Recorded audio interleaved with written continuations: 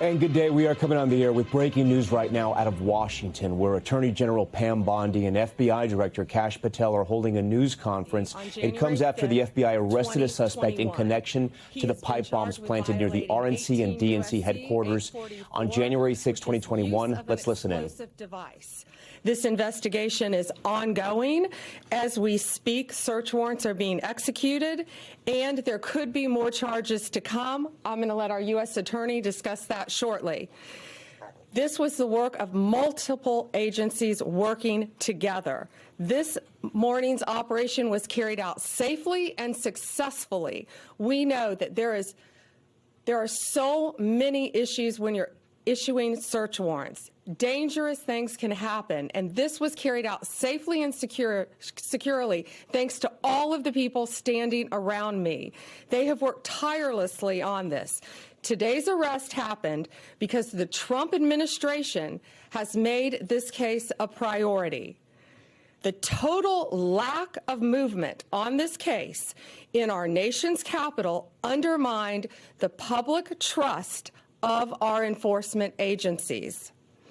This cold case languished for 4 years until Director Patel and Deputy Director Bongino came to the FBI. The FBI, along with U.S. Attorney Pirro and all of our prosecutors, have worked tirelessly for months, sifting through evidence that had been sitting at the FBI with the Biden administration for 4 long years.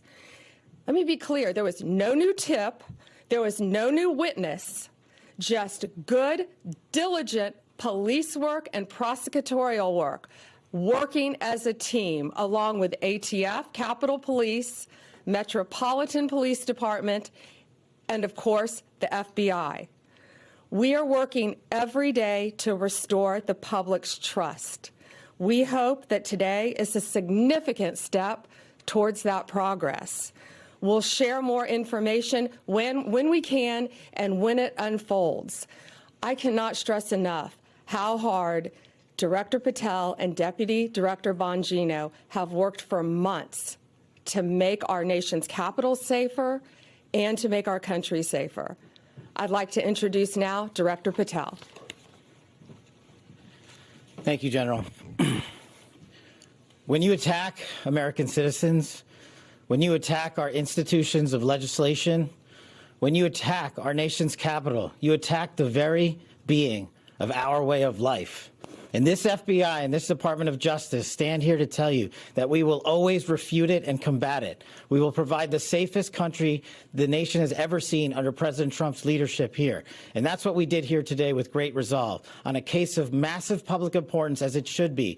An individual who is now alleged to have placed multiple explosive devices to blow up multiple people and multiple officials, innocent civilians, is now arrested thanks to the brave men and women of the FBI and the interagency.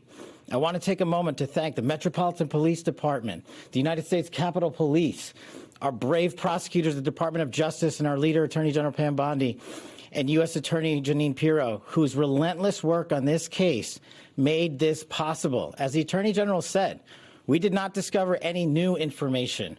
What we did, an investigation spearheaded by the Deputy Director and the ADIC of our Washington field office, brought in a new team of investigators and experts, re-examined every piece of evidence, sifted through all the data, something that the prior administration refused and failed to do.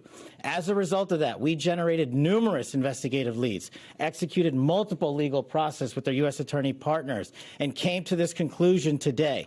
And that is why we were able to safely secure this individual into custody. Remember, we are dealing with an individual who is alleged to have made bombs. We cannot do this sort of takedown in haste because it endangers the lives of law enforcement. And this FBI will never allow the lives of law enforcement and our prosecutors to be put in jeopardy. This execution was flawless in terms of teamwork, resilience, and just a good old-fashioned way of police getting the job done. When you let good cops be cops, this is what happens. I'm eternally grateful to the team behind me, to the leadership at the FBI who made this possible. But I do want to highlight, when I introduced the deputy, he made this case and so many others, including Summer Heat, his priority to come in here and solve it for the American people. And today, I'm proud to stand here before you and say, we solved it. He will have his day in court. The American public and the world will learn even more information through the legal process, as we have committed under this Attorney General. We are the most transparent law enforcement operation in U.S. history, but we are also going to make sure accountability is delivered to its fullest extent, and that happens in the courts of law with our U.S. attorneys and our prosecutors. So we will divulge information when it is prudent and constitutionally permissible, while upholding the safeguards of this case to make sure that the people that this individual intended to victimize get the accountability they deserve, and most importantly, to deliver on President Trump's promise to secure our nation's capital and the rest of the cities in this country, to make sure that Americans are allowed to go out free and securely in their neighborhoods, and that people around the world are allowed to visit our nation's capital, and they now have that trust thanks to the leadership of the FBI, the Washington Field Office, and I'm honored now to introduce to you Deputy Director Bongino, who spearheaded this investigation. Thank you all for being here for this critical investigation we've been working on for a very long time. We deeply appreciate it. Thank you for the kind words, Attorney General and Director. I appreciate it. Folks, this is what it's like when you work for a president who tells you to go get the bad guys and stop focusing on other extraneous things not related to law enforcement. This is what happens. We had a great team. I know it's said a lot in this business. It was a team effort. It becomes cliche, but cliches are useful for a reason because they matter. And this was a team effort.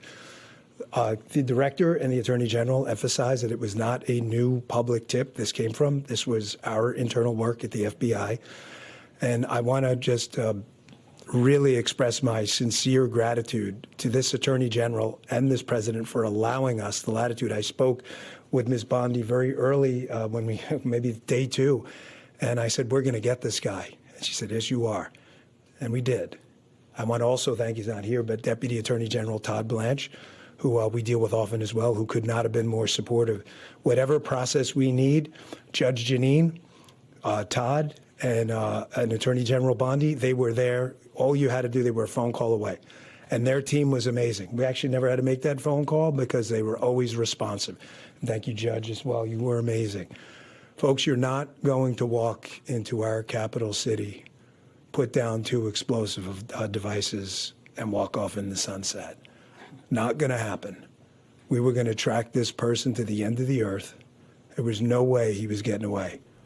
Well, we didn't have to track him. We've been listening to this news conference from Attorney General Pam Bondi and the Director of the FBI, Kash Patel, that Brian Cole Jr. has been arrested for using an explosive device. They accuse him of planting those pipe bombs back in 2021 at the Republican and Democratic National Headquarters in D.C. Remember, these were pipe bombs that were placed just before the January 6th Capitol riot. Joining us now in studio is both Tom Winter and Laura Jarrett. Tom, I'm going to start with you.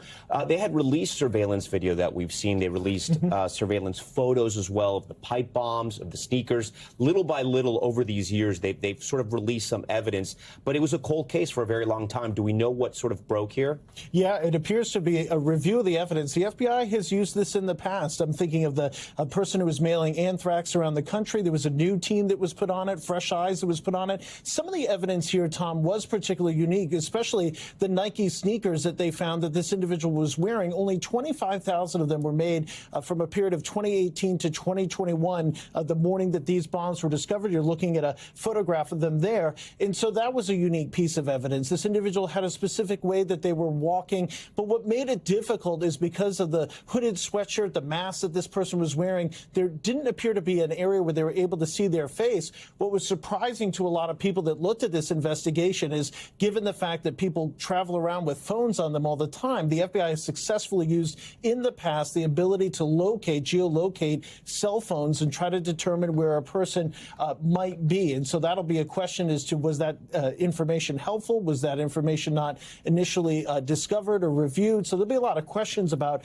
the investigation based on what the Attorney General said. But the Attorney General did say there was no new tip and no new witness. This was just a review of the case file that ultimately led to the capture today. And Laura, we've been talking about this. There's a lot still we don't know how they caught this suspect, right? Because these court documents are still sealed. They're still under seal. We haven't seen them yet. Obviously, the Attorney General and the FBI director, they're giving a sort of an overview of being charged with making those threats. Anytime you're using the mail, you're using the telephone, you have a federal nexus. That's what sort of triggers the federal charges. But there are going to be, I'm sure, some details in those charging papers that kind of describe some more evidence that we probably hadn't yet seen. And Tom, our viewers may be listening to this and trying to remember this. It was a chaotic time, obviously, in our country. It was following the January 6th Capitol riot. This happened was being reported, and then it sort of dropped off the radar a little bit with incremental sort of updates with surveillance videos or photos or, rewards up to $500,000. It's back on the radar now, and I'm sure in the days and hours ahead, we're going to learn more about this suspect, Brian Cole Jr. Well, and I think the thing that we want to learn the most is what was the motivation here? Was this person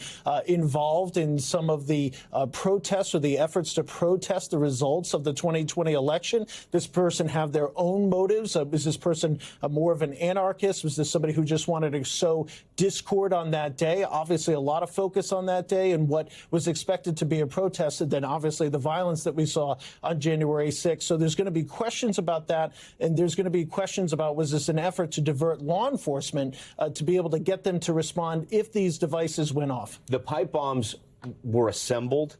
They did not go off, but they were viable. They were viable. They had a kind of a kitchen timer on them. This is something that we've seen in terrorist materials before, a galvanized pipe. I've held mock-ups of these bombs before. They are, unfortunately, Tom, a little too easy to make. Laura, before we get off the air, what are the next steps in the legal process here? He's going to be provided an attorney if he can't hire one? Yes, he will be presented in court. He will have his first appearance, and then we're off to the races in terms of discovery, and we'll learn more information about his background very soon. And then, Tom, real quick, we only have about 30 seconds here. There were so many conspiracy theories about this sort of crime, and maybe these will be put to rest now. Hopefully, once we get those charging documents, we'll get the details that Laura talked about. Hopefully, we'll get some information on the motive. And as they said, the investigation remains ongoing. Hopefully, that informs us on what happened in this. Tom and Laura, we thank you so much. That's going to conclude this NBC News special report. We're going to have much more ahead on your local station, our streaming network, NBC News Now, online at NBCNews.com, and tonight on Nightly. Thank you. We thank you for watching, and remember, stay updated on breaking news and top stories on the NBC News app or watch live on our YouTube channel.